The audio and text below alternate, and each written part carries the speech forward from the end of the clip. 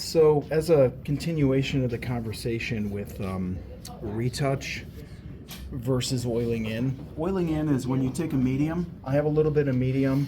I have a clean brush here. The painting is bone dry.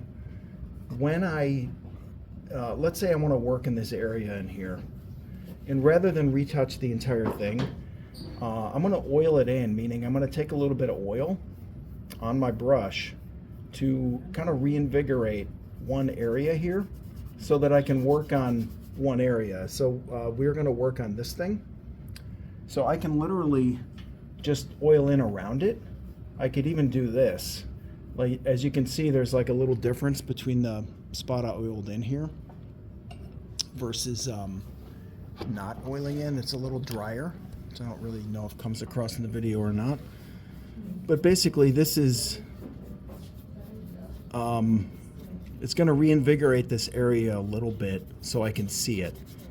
Now, if I'm going to just do this one area, this is good now because I can see what the darkness of the value is. I can gauge the color. Now I have an idea of what the contrast is in that area.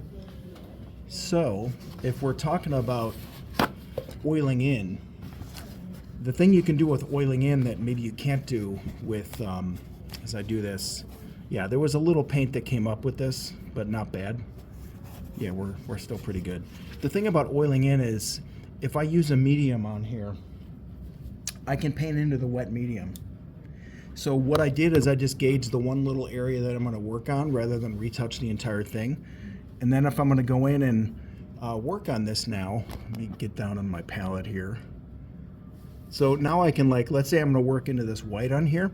I can now brush into this wet medium, so I can put some paint on there and then get all this smushy, delicious gradation with my color and my brush. I'm painting wet into wet, which is a technique. It's oiling in is fabulous for this because now I'm not going to add any more medium into this while I'm working. That would be totally silly.